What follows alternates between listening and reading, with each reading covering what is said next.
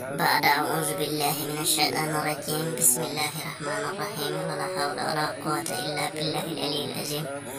وانترى بالجود وانتشلمنا من جورام قوة خسرنا من المؤيتورم eden jetta Allah feewi eden juuro khalifa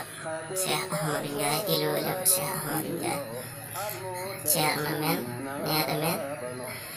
kala ko woni men kanko waɗi ɗum e men eɗen ɗum jettan feewi eɗen ɗum ñaagano Allah juutɗo balo battan moƴƴo e fami o fof fami Cheikh Ahmadou Ndiaye fof en gaccani hay goto image ma garatelno noon on ɗo kam meɗon yaha image o ko ɓooyi image ɓooyɗo woni ɗon sabu minen kam meɗon yakar gila min goni sukaɓe ha joni image on tan min jeyata ɗon ɓe o hoorema changé hoorema wahlita haɗa ko heewi hen rawani ɗo min nani hen ma ɗum fewne kono ha joni ɗum suwa feewa woni lawol keur momar sarr loboudou wuro fangol loboudou galle Cheikh Ahmadou Ndiaye ena waɗa gammu poɗɗo ni yimɓe fof en gummay ladde en toon gar laamu o foti haal hol probléme hombon woni e laawol he ha waɗi laawol ngol fewnaka gila 98 l'an 2000 ɗum ɗon fof ɗon tawi amen min jala yi momar sarr min garti ƴeewen ɗon fof leewi kono a wawa faam holɗum woni probléme laawol ngol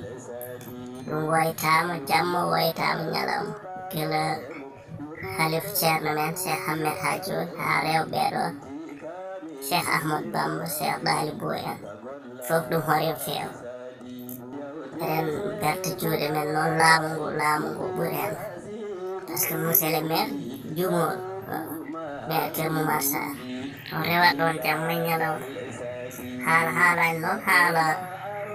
préfet sous préfet gouverneur mo louga président Macky Sall rewi ɗon ari ƴewde Cheikh Ahmadou Bamba o yi laawol ngol ɗon hombon probléme laawol ngol jogui ɗum ɗon wandiraɓe julɓe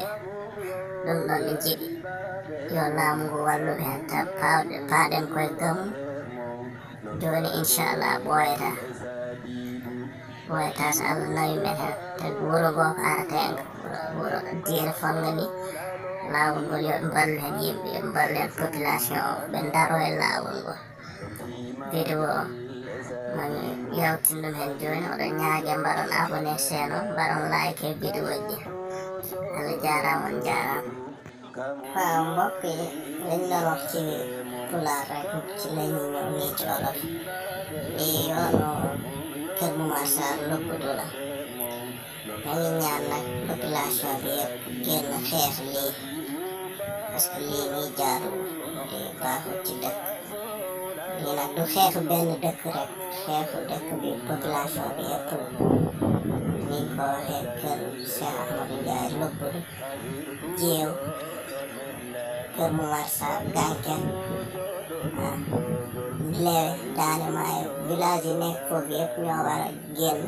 xeex lii parce que lii nii baaxul ci ñoom na leen jaral sax jël benn journée boo xamante ni dañuy baare yoon oto du dugg oto du génn ba nguur gi taxaw ci lu mu gën a gaawee ñu ñaan abonné like vidéo yi wasalaamaaleykum wa rahmatullah